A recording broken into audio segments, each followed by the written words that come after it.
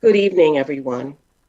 I want to thank Diane Randall, Friends Committee for National Legislation's General Secretary, for inviting me to give the keynote address at this year's annual meeting, and Quaker Public Policy Institute, whose theme is Choose Hope, Work for Justice. I will begin our evening with giving honor to the Lenni Lenape tribe of Pennsylvania, where I live. This is a practice that I have been doing for several years. It is my way of acknowledging that the land on which I live and work was stolen from the Lenni Lenape people. This is especially important to recognize, given that next Thursday we will be celebrating the 400th anniversary of the myth of the first Thanksgiving between the Wampanoag people and the Pilgrims.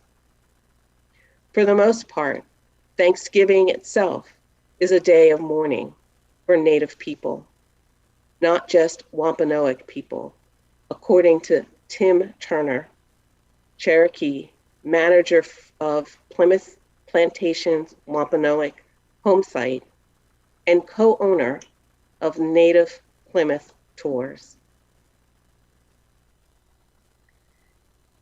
In their Aboriginal language, Lenape means true men and original people. They're called the original people because many of the traditions of the Algonquin Indian tribes say the Lenape homeland was the original birthplace of the Algonquin Indians. So the Lenapes are referred to as their grandfather tribe by various other tribes. The Lenni Lenape tribe is made up of 3 groups called clans. These clans are the turtle, wolf, and turkey. They're a part of the Algonquin people of the Anishinaabe tribe of southern Canada and northern United States. The Lenni Lenape are matrilineal, which means that every member traces their descent through their mother's lineage and not their father's. The Lenni Lenape tribe, also referred to as the Delaware Indians, are caretakers of the land called Lenapehoking. This land expanded all the way from northern Delaware to southeastern New York, and from the Atlantic Ocean to the forest in eastern Pennsylvania. They acquired the name Delaware Indians from English colonists in the Delaware Valley. The Europeans forcibly removed the majority of the Lenni Lenape tribe westward in the 1700s. Those who remained, fearing the persecution suffered by their contemporaries in the American Indian community, generally kept their ancestry as a well-guarded secret. The colonization of the Lenni Lenape tribe and their removal from Lenapehoking is at the root of how the American colonies were born. I'm going to share with you their standard land acknowledgement written by the Nanticoke Lenni Lenape tribal nation to honor the Lenni Lenape people and territory preceding events in Lenapehoking.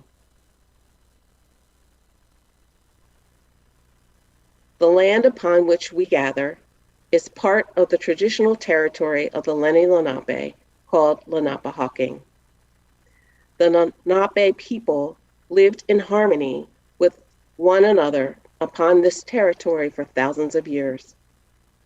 During the colonial era and early federal period, many were removed west and north, but some also remain among the continuing historical tribal communities of the region.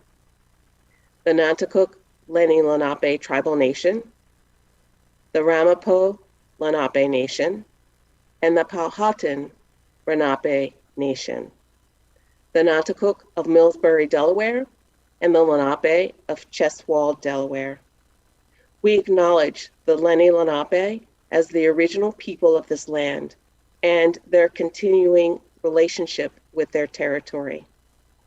In our acknowledgement of the continued presence of Lenape people in their homeland, we affirm the aspiration of the great Lenape chief, Tamanen, that there be harmony between the indigenous people of this land and the descendants of the immigrants to this land, as long as the rivers and creeks flow and the sun, moon, and stars shine.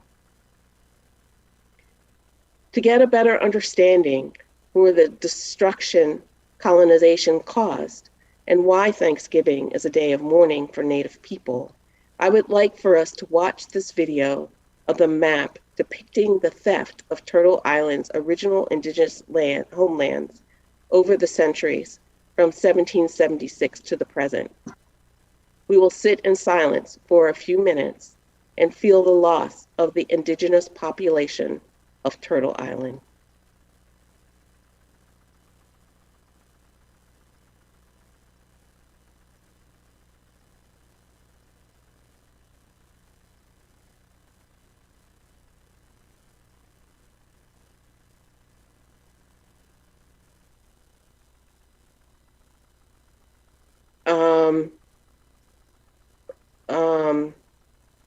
Okay. Can they hear me? Okay. I'm very sorry. It is actually embedded in my slide, but what clearly didn't translate when I sent it over. So I apologize for that. So then we'll then now go on.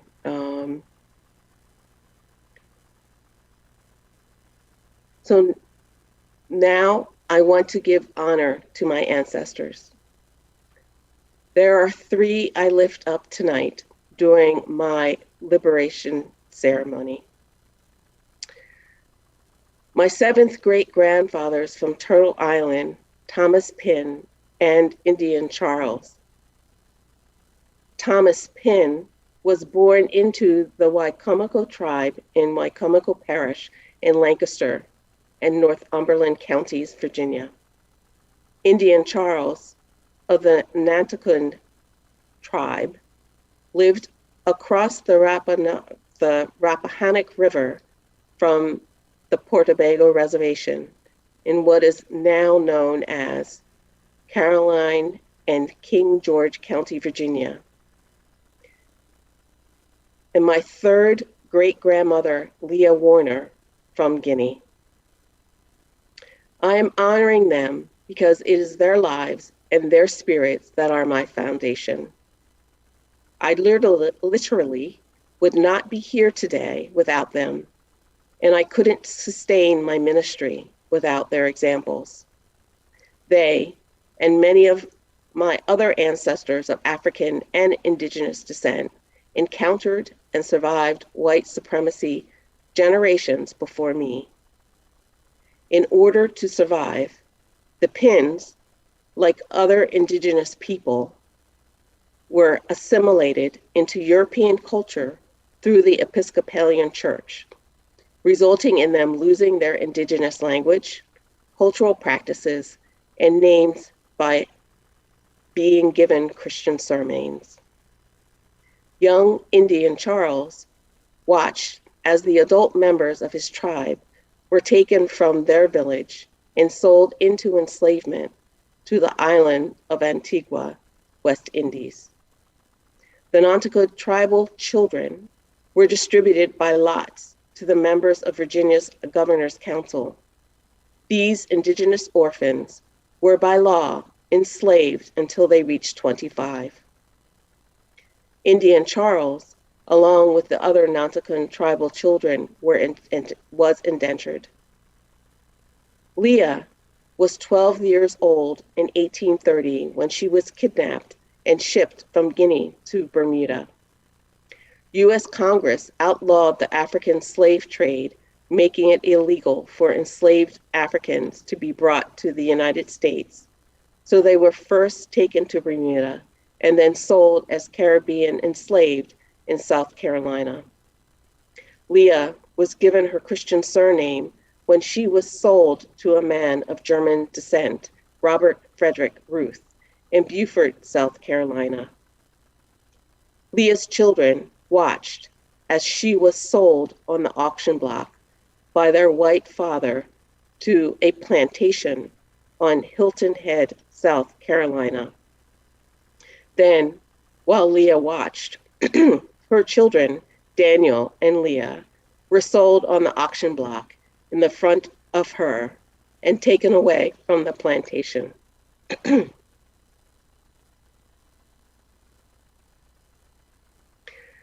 The strength that my ancestors showed in persisting with building lives that would produce and support children illustrates the solid foundation on which my family is built. During those times when I feel that I have reached my breaking point, I rely on that foundation, calling out to those ancestors to share their strength with me. I invoke them tonight for their support in bringing you my message. I am here tonight to confess that many of our systems are not serving us well. We are living through a tumultuous time where we are experiencing a global pandemic, globally extreme and historic wildfires, floods, increasingly intense and numerous tornadoes in areas that traditionally have not experienced them before, global drought, and more frequent and severe global earthquakes. Our climate is changing more quickly than scientists expected. Our Earth is transitioning underneath our feet. Are we listening to her? I would say that the majority of us are not. We want our lives to return to what many of us call normal, a normal that is based on a capitalistic system centered on material commodification, replication of extractive techniques as a form of economic development for European nations and based on a system of assets with land and labor being the key commodities. A white, dominantly controlled structure designed to oppress by skewing the availability of resources in favor of white people. Colonization and capitalism are the root of our major global problems today. Racism and white supremacy have been established as our system of power. White supremacy, racism, colonization, and capitalism are all systems being implemented internationally. These systems were created by European countries to build their economies and reserves. Belgium, Britain, France, Germany, Italy, the Netherlands, Portugal, and Spain all had a role in colonizing several continents, including Africa, the Caribbean, and Turtle Island. When I learned about history in school, it was something for which I was detached because it happened a long time ago before I was born, and it was not representative. The only thing I learned about African Americans was that we were enslaved and that the Civil War was fought to free us from enslavement. At that time, I did not know my indigenous ancestors. They remained hidden from me until I was an adult, when my cousin Anita Wills identified them through her research of our family. In actuality, my Nanticoke and Wicomico ancestors were physically present, represented in the faces, cultural practices, and beliefs of my family members, hidden in plain sight. In school and through American culture, I learned Turtle Island was a vast uninhabited land that was waiting to be exploited for its bountiful resources. The indigenous tribes of this land served as an obstruction to that goal, so needed to be contained and/or removed. What role have Friends had in the establishment of white-centered system? How did we get here?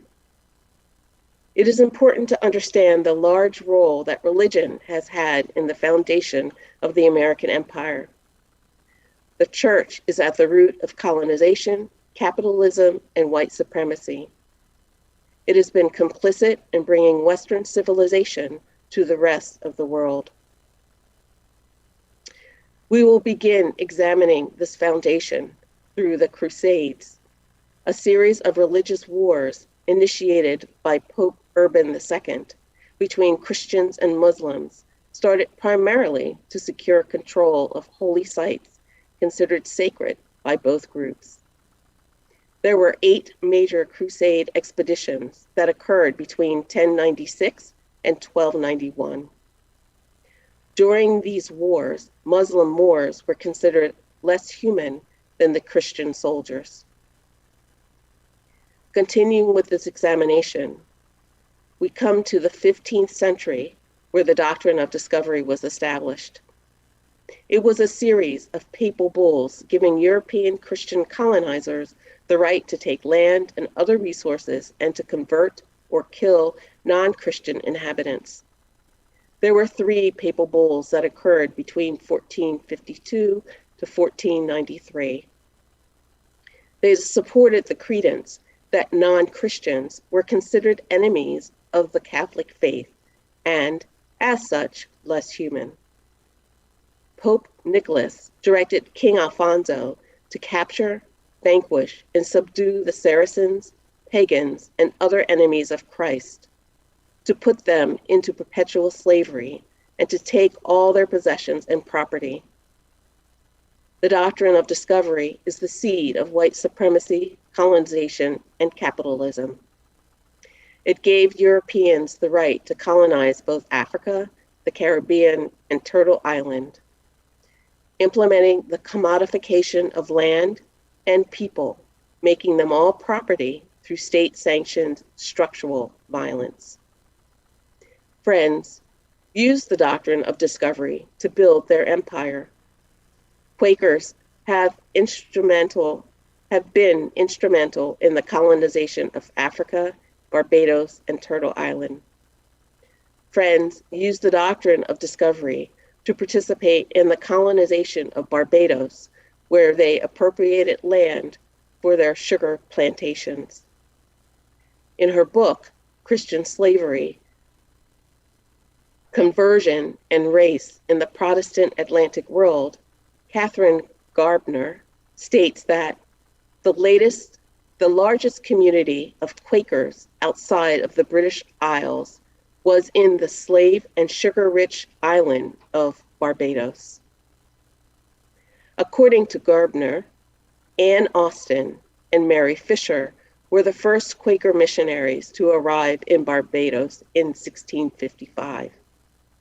They attracted planters, merchants, and craftspeople to join them in Barbados, where enslavement was accepted into these Friends' convictions and practices. Friends profited from the shipping industry that carried enslaved Africans from Africa to the Caribbean and Turtle Island.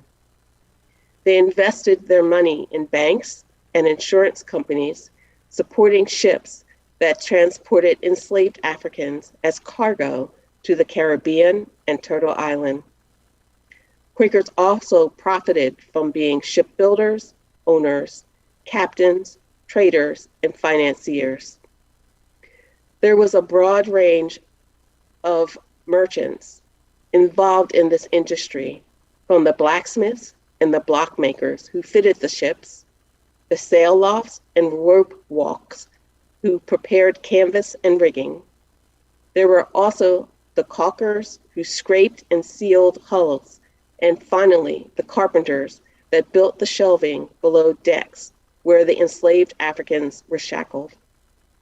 Other merchants not directly involved with the ships provided products that were used in the purchase of enslaved Africans, such as rum made by distilleries sealed in barrels produced by coopers, candles, cloth, and iron bars produced by factories and foundries, as well as beef, flour, tobacco, and onions, all grown and produced by farmers. Every single one of them built their foundation of wealth in the United States of America on the enslavement of Africans.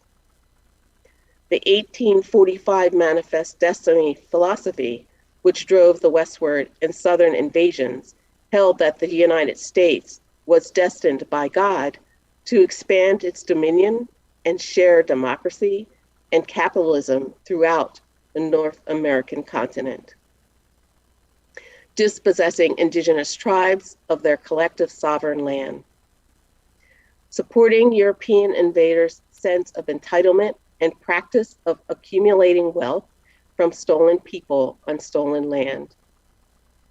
It was believed to be both justified and inevitable. There was the sense that white people were God's chosen instruments to civilize the US and the world. According to Robert P. Jones, author of White Too Long, The Legacy of White American Christianity, this policy grew out of and was based on that doctrine of discovery. The doctrine of discovery continues to manifest itself in the lives of indigenous people today. In 2004, the Delaware Nation of Oklahoma and Anadarko filed a lawsuit against the Commonwealth of Pennsylvania. This Delaware Nation based its lawsuit on the doctrine of discovery and the royal charter that King Charles II of England issued to William Penn in 1681. In the preamble of Penn's charter, King Charles II speaks of the charter's purpose and Penn's alleged intentions, which were to enlarge our English empire, to provide useful goods, and to civilize and Christianize the savage native. That charter gave William Penn sovereignty over land that had not yet been colonized and dominated by Christendom. Some of you may know that William Penn's son, John, Thomas, and Richard illegally expanded their father's territory through what is referred to as the walking purchase. The walking purchase expanded Penn's original colony by tricking the Lenni Lenape into giving up a large portion of their territory by creating fraudulent documents which allowed them to legally steal a portion of the Lenape Nation's land. This 2004 court case concerned those fraudulent documents, and though the court recognized in its ruling the illegitimacy and fraudulency of the walking purchase, they ruled that the indigenous tribes did not have any right to the land in the first place. Indigenous peoples, or quote unquote savage natives, had the legal right to occupy land, but no right to own it.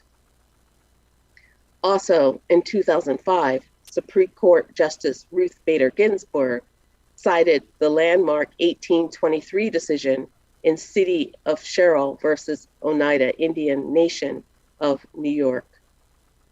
The ruling held that the repurchase of tribal lands did not restore tribal sovereignty.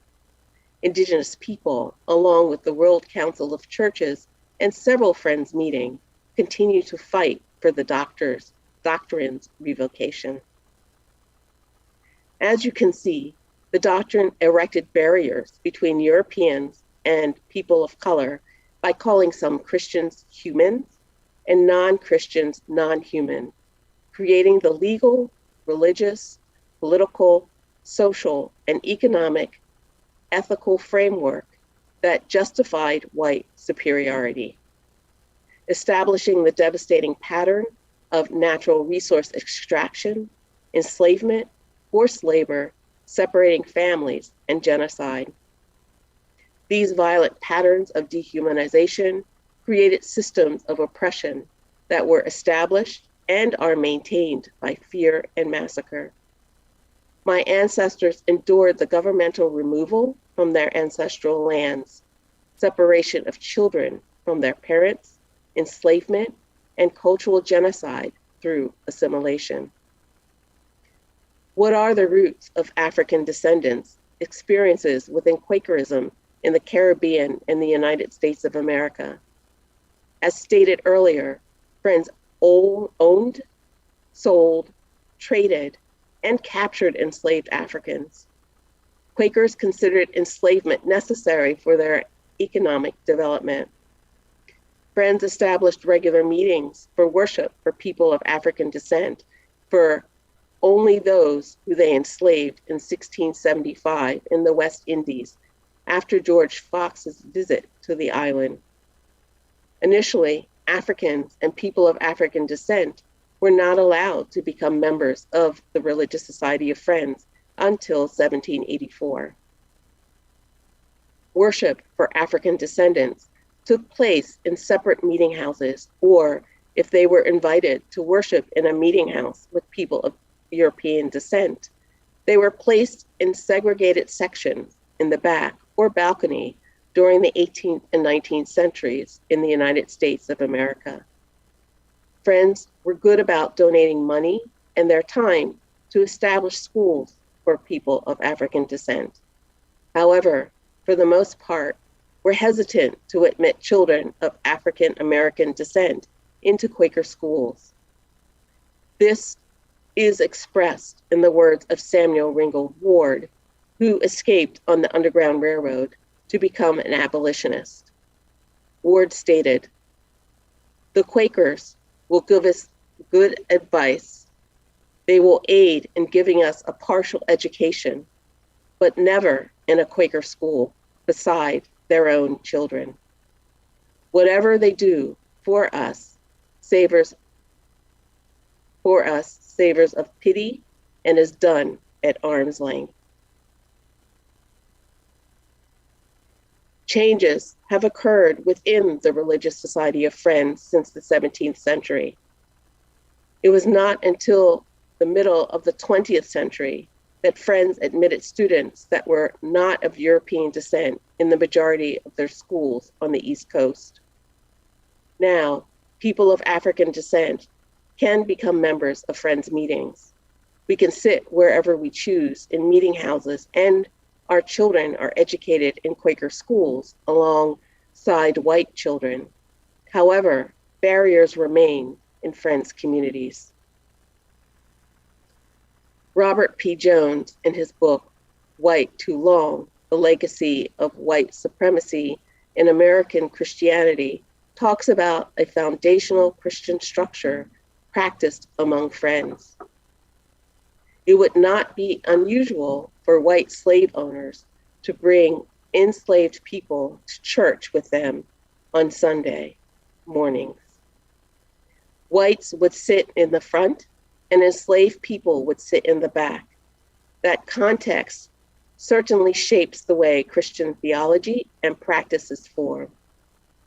You're not going to preach a lot of liberation, freedom, and equality from the pulpit. You're going to preach more about obedience to the master and fulfilling your roles, those kinds of things. I think that fundamentally distorted American white Christianity from the beginning. This Christian practice generated barriers invisible to many and thus more difficult for them to see. These barriers are the system of white supremacy that provides greater access to power and resources for people of European descent. The system that tells us this behavior is normal, encouraging us to support it by being complicit and not question the patterns of how we live our daily lives. Jones states, "There's this tension between doing nothing to upset anyone, which is what white churches have often done, and having the skill and leadership to lead people on a journey. Christianity is supposed to be a journey, and it's not supposed to be a comfortable journey. Christian life is supposed to be a challenge. Part of that challenge is how we've let our conceptions of race and racism seep into our theology and infect it. He also says, we've done damage to our own faith by allowing white supremacy to seep into it and be a presumption of the kinds of theology and practices that can be developed.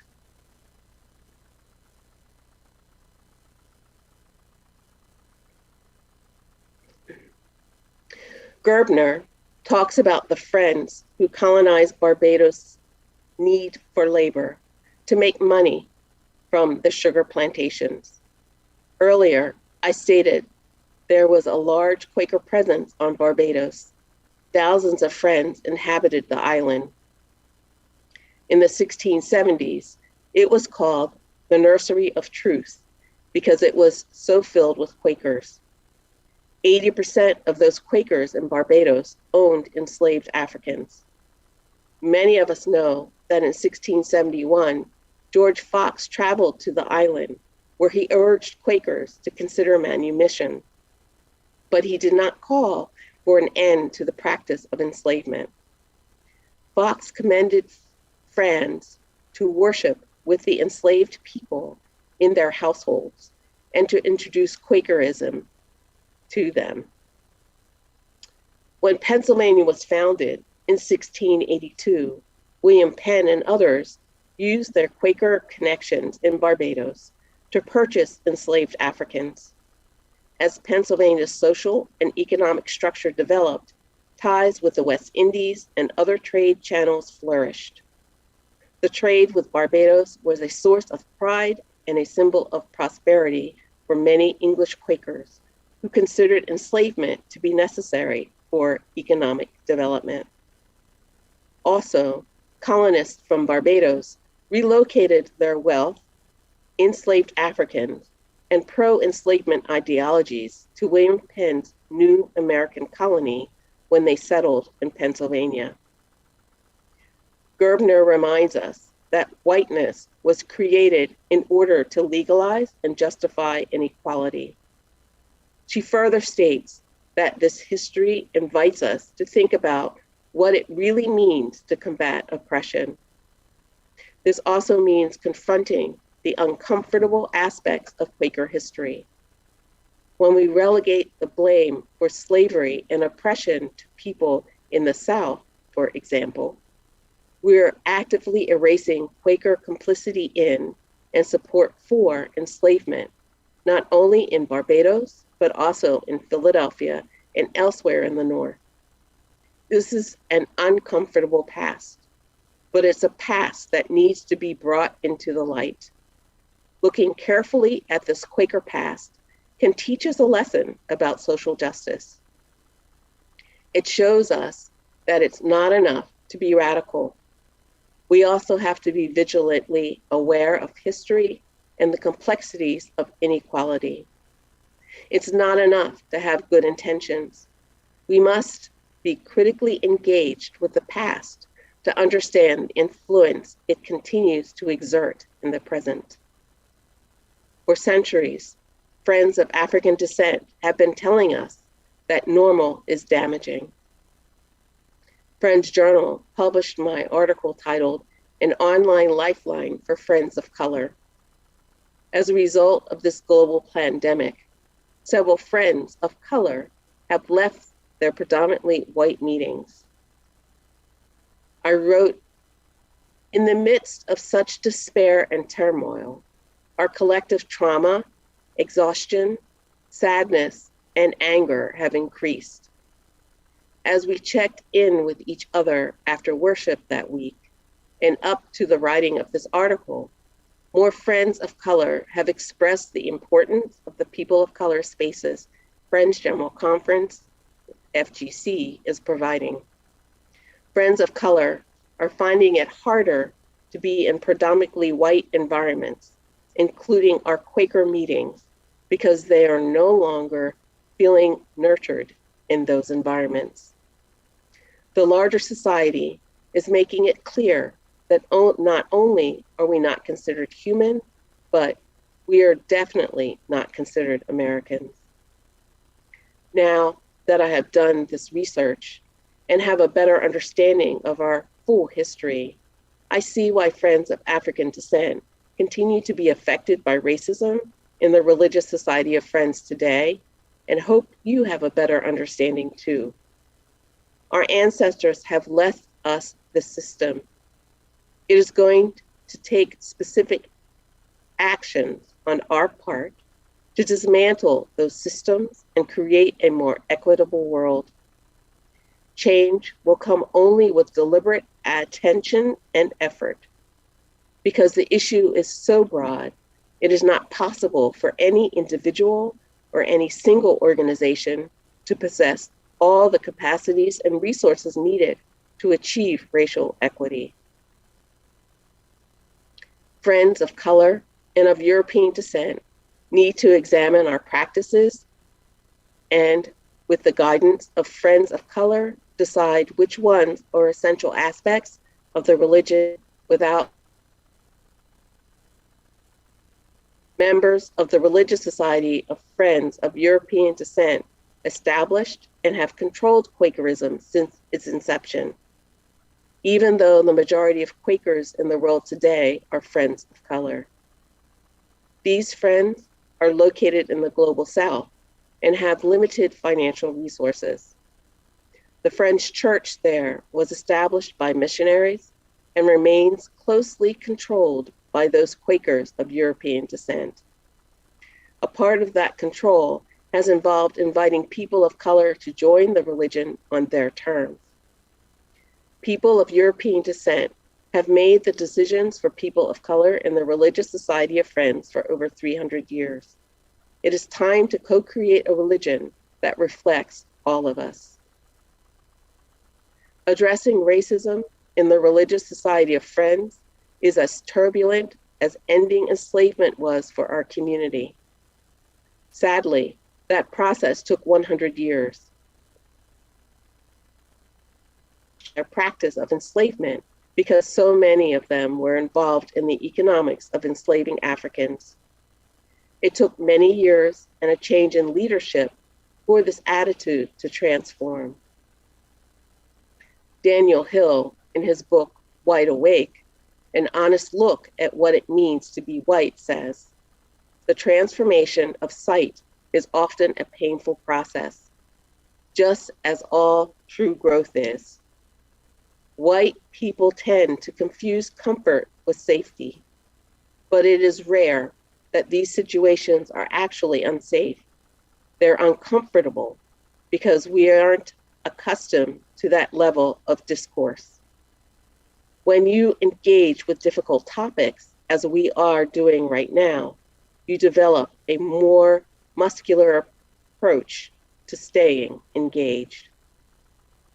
Hill also says, an increased understanding of our present and of our history ushers in discomfort.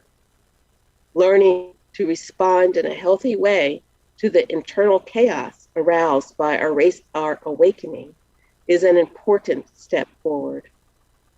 American culture tends to hide the stories of guilt and shame and seeks to elevate stories of success, which result in amnesia about a tainted history. This practice is exactly why Donna McDaniel and I decided to research and write Fit for Freedom. We wanted to disrupt our normal white culture by presenting a publication that shared the full history of the relationship between Quakerism and African Americans with all of its complexity. I'm thankful for the opportunity to dispel the myths generated about this relationship.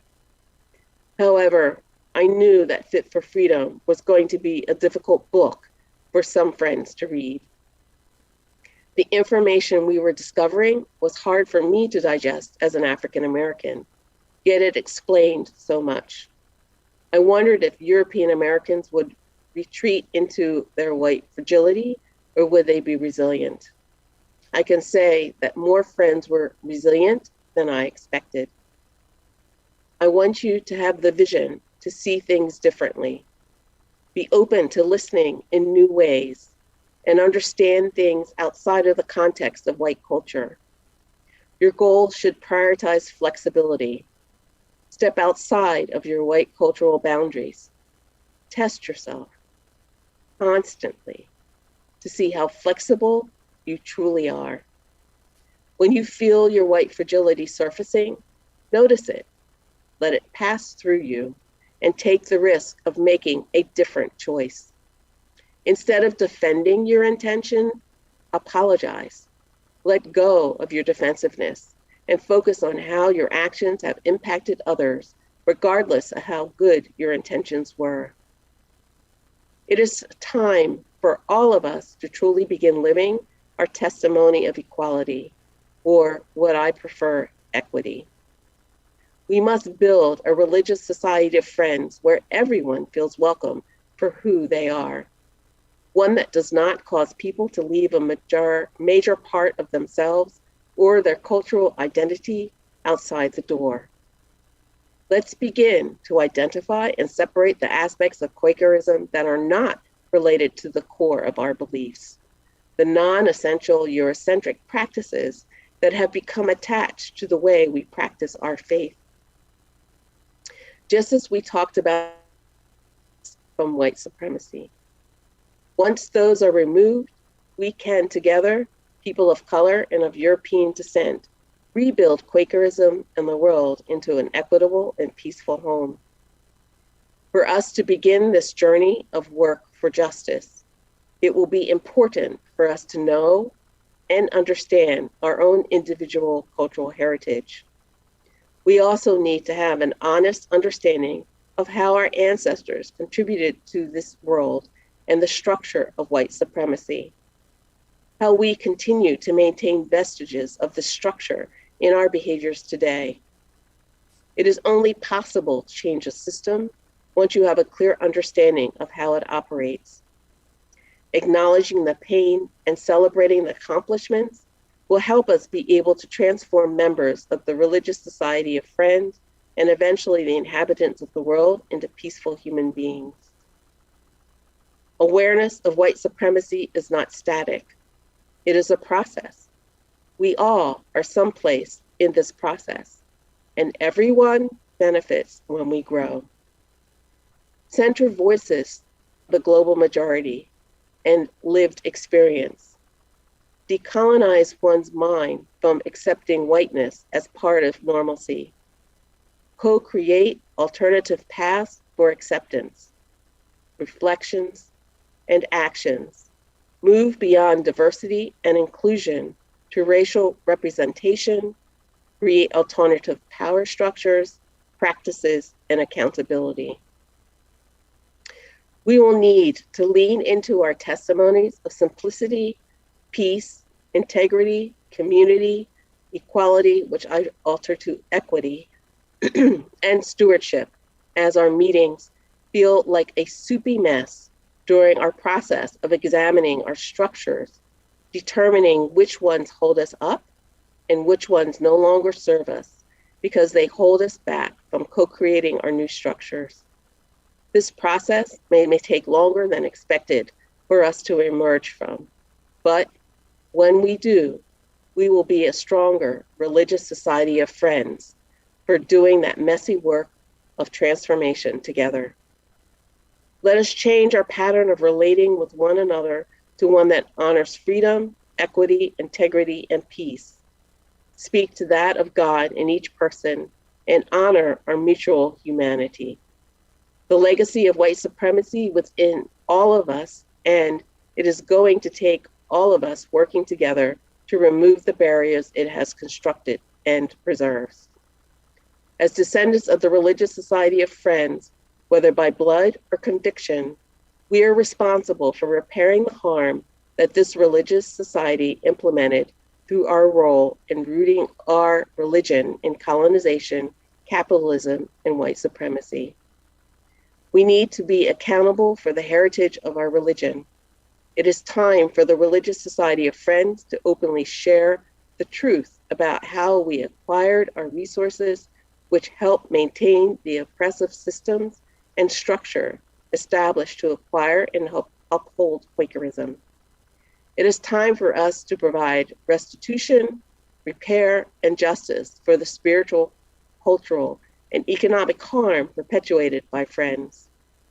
There are some Friends meetings and organizations that are working on restitution, repair, and justice by examining their practices and policies, which is resulting in restorative action through economic redistribution and repairs. The work, although messy and painful, is being transformative. Friends know that change will not happen if we continue to make the same white-centric choices. Two of these Friends institutions are Friends General Conference and Green Street Monthly Meeting. Friends General Conference, FGC, established the query, how does this decision support FGC in its goal to transform into an actively anti-racist faith community? The organization is being more consistent with using this query to question decisions made by its employees, committees, and board. Friends General Conference also established two funds. The Baird Rustin Fund is to support people of color's travel costs to FGC-sponsored meetings and other activities, while the Mahala Ashley Dickerson Fund is intended to provide broad support for anti-racism work, including defraying the cost of people of color's registration fees for Friends General Conference sponsored meetings and other activities, as well as supporting program development and staffing. In the past few years, the organization has implemented several free virtual programs for people from the global majority. About 3 years ago, Green Street Monthly Meeting in Philadelphia, Pennsylvania, established a reparations committee. They see reparations as economic and spiritual repair for the intergenerational harms of slavery, Jim Crow, and their afterlives. It is spiritual work intended to address the theft and pillaging of Black wealth for 400 years. In May 2021, Green Street Monthly Meeting committed to devote $50,000 a year for a total of $500,000 over 10 years towards reparations for the Black community of Germantown, where the meeting house resides. The community is also providing in 2022 a legal clinic project to protect and secure Black wealth through the distribution of Green Street Meetings resources to stabilize Black home ownership. The Reparations Committee hopes it is one step on their pathway to offer and work for reparations to and with the Black Germantown community. The Black members of the Reparations Committee, in consultation with Black members and attenders of the meeting, are holding authority and responsibility for determining priorities for their work. They see this as a beginning, but hopefully others might feel called to join them with support. For them, it is a deep spiritual commitment, and it is enlivening their community as they work in relationship with Black Germantown residents. If you would like to connect with Green Street Reparations Committee, their email is greenstreetreparations, all one word, @gmail.com. These friends, among others, have taken up the call to work for justice. They are using some of their economic foundation to accumulated wealth, resources, and energy attained from stolen land, stolen resources, and the exploitation of people's labor, recognize the harm that colonization continues to perpetuate, and develop systems for the reallocation of some of that wealth. I know that the Religious Society of Friends has the faith and trust to choose hope to co-create a transformed religious community where everyone unconditionally works for justice within and outside of Quakerism. Thank you very much.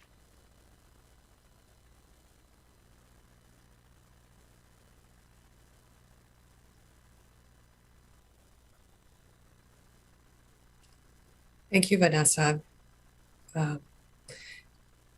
Very, very powerful message for us, both the history of your own personal experience, as well as the history of what you have learned and researched and the challenge to us as the Religious Society of Friends, and to us as a Quaker organization, and to us individually.